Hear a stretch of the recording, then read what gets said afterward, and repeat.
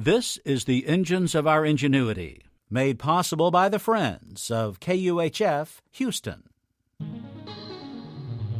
Today, Psychology of the Close-Up.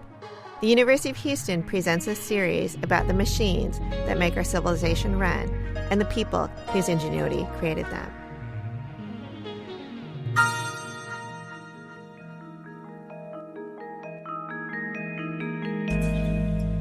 Are you ready for your close-up?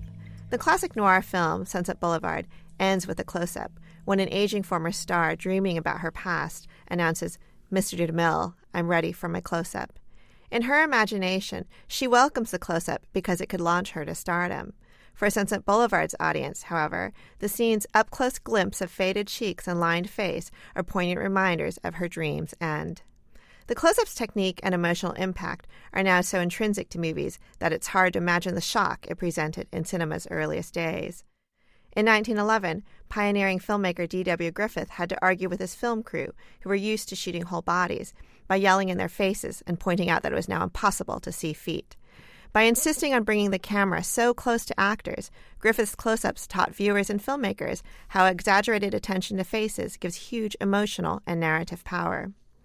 Film scholars disagree about who and when was first to use the close-up, but within a few years, it was already a recognized film convention.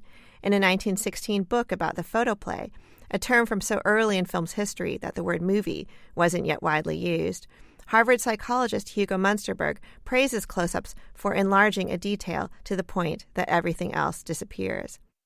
The close-up, he claims, sparks empathy, as evident in the unforgettable scene from Sunset Boulevard. But while today's movies still have close-ups, most of our modern screen interactions are not celluloid, but digital. In terms of the close-up, this means that nowadays our most common experience of an up-close facial portrait shot by a camera is no longer movies' empathic third-person gaze, but rather the self-indulgent self-absorption of the selfie.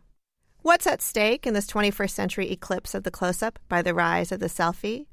The close-up made movie stars, but selfies are how we star in the movies of our lives. This explains the selfie's appeal for its makers.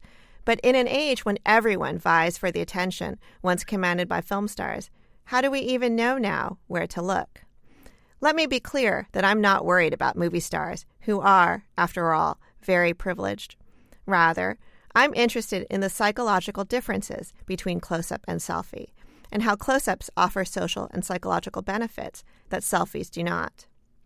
Research shows that social media posts of clinically depressed are heavily self-centered, and, by contrast, that sharing imagery, thoughts, or accomplishments of others has mental health benefits. Think about the morale boost gained by a whole community when one remarkable high school art student sketched portraits of every single one of his peers before graduation. Today, we all have in our purses and pockets a device that lets us be a DeMille or a D.W. Griffith and to capture and share other people's stories in the way that movies used to bring glamour and compassion to stars. So let's shut down selfie mode and turn our cameras back on the wonderful people around us. I'm ready to take your close-up. I'm Karen Fang for the University of Houston, where we're interested in the way inventive minds work.